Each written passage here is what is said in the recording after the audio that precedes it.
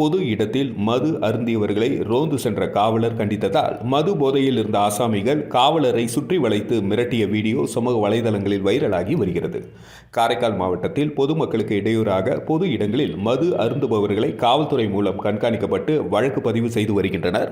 இந்த நிலையில் காரைக்கால் அருகே மதகடி பகுதியில் குடியிருப்பு மற்றும் பொதுமக்கள் அதிகம் நடமாடும் இடத்தில் மது அருந்துவிட்டு சிலர் ரகளையில் ஈடுபட்டுள்ளனர். அப்பொழுது அந்த வழியாக ரோந்து சென்ற காவலர் ஜெயக்குமார் மது அருந்திவிட்டு ரகளையில் ஈடுபட்ட போதை ஆசாமிகளை கண்டித்தும் இருசக்கர வாகனத்தை காவல் நிலையம் எடுத்து வர முயற்சித்துள்ளார்.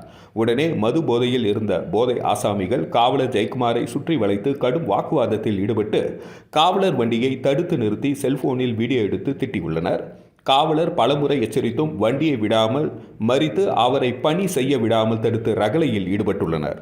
இதனைத் தொடர்ந்து காவலர் ஜெயக்குமார் காவல் நிலையத்திற்கு தகவல் அளித்து மற்ற காவலர்கள் வரும் வரை போதை ஆசாமிகளிடம் மல்லுக்கு நின்றுள்ளார். போலீசாரிடம் போதை ஆசாமிகள் நடத்திய ரகளை சமூக வலைதளத்தில் வைரலாகி வருகிறது.